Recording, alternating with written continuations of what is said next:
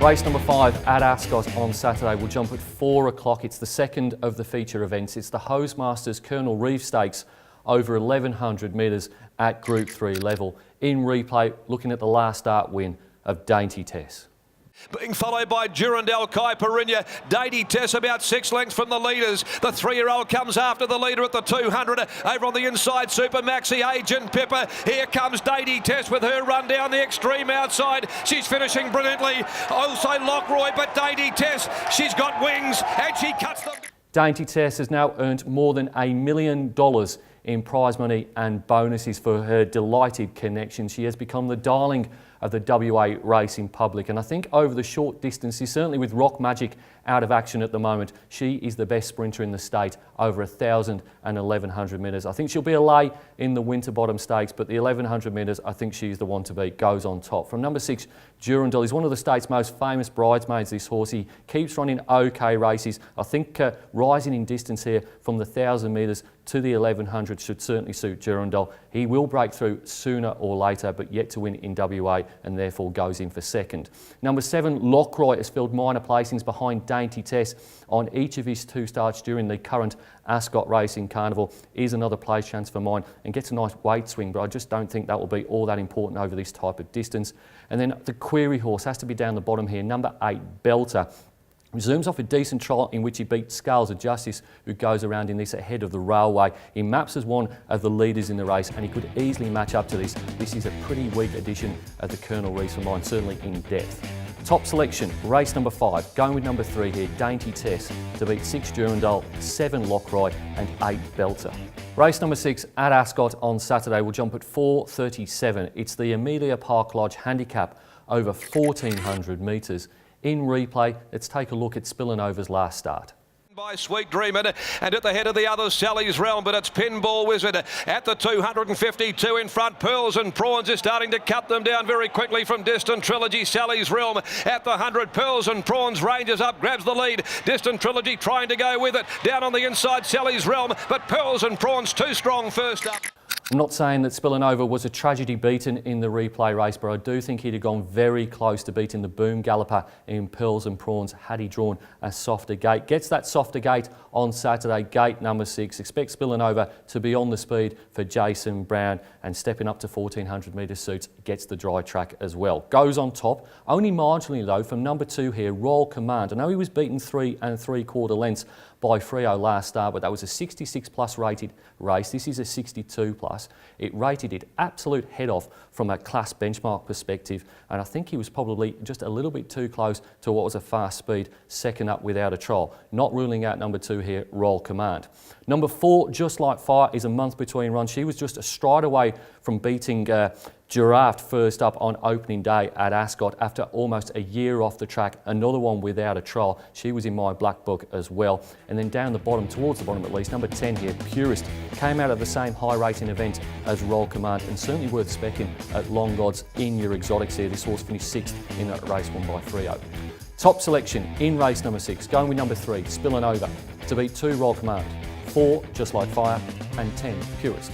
Race number 7 at Ascot on Saturday will jump at 5:12. It's the last of the features. It's the RJ Peters Stakes over 1,500 metres at Group 3 level. RJ Peters, better known as Bob Peters. The replay horse is one of Bob's. It's Action, last time out.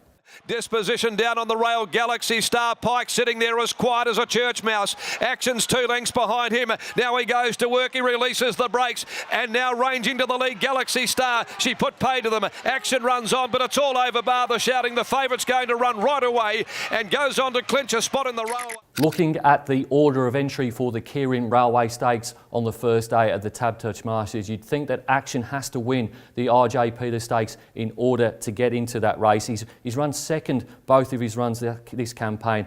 The form out of those races, Akinar Star and Galaxy Star, has been franked. I think Action is the one to beat. I would declare him, but I do have a sneaking suspicion there is a danger here, and it's number 9, in Frio. He's 4.5 kilos outside of the handicap on Saturday, but he was absolutely outstanding in beating Royal Command by 3 3/4 lengths. It wasn't just the winning margin, it was the overall time, it was the sectionals, it was the full deal. Frio deserves to be in this race and he's a legitimate danger.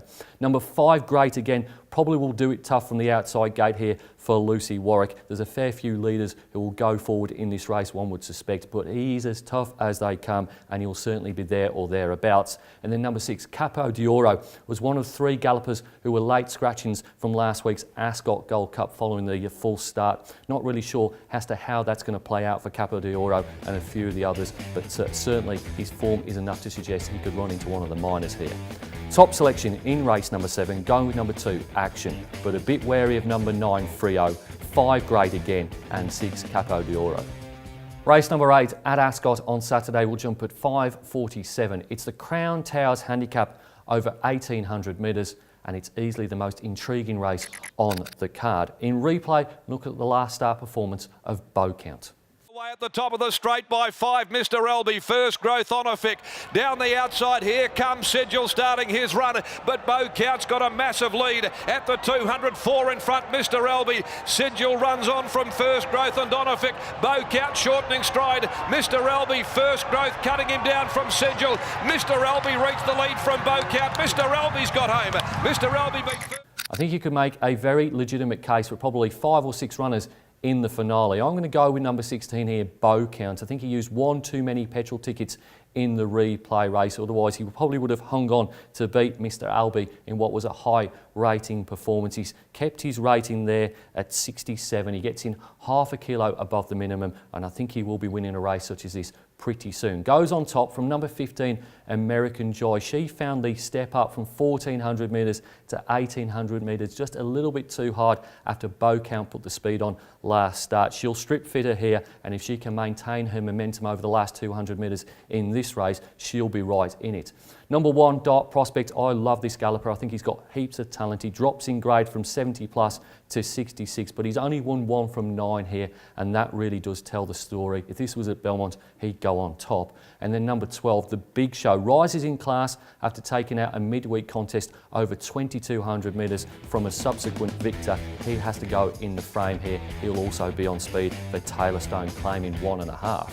Top selection in race number 8, a ripper of a race this. I'm going with number 16, Bow Count, to beat 15, American Joy, 1, Dart Prospect, and 12, The Big Show. It's now time to nominate my best bets on the Ascot card, and I'm keeping it simple. It's Cerise and White for me. Race number 2, number 4, Arcadia Prince, I think is the moral of the programme. And then in race number 4, number 5, Arcadia Queen, to take out the WA Champion Filly Stakes.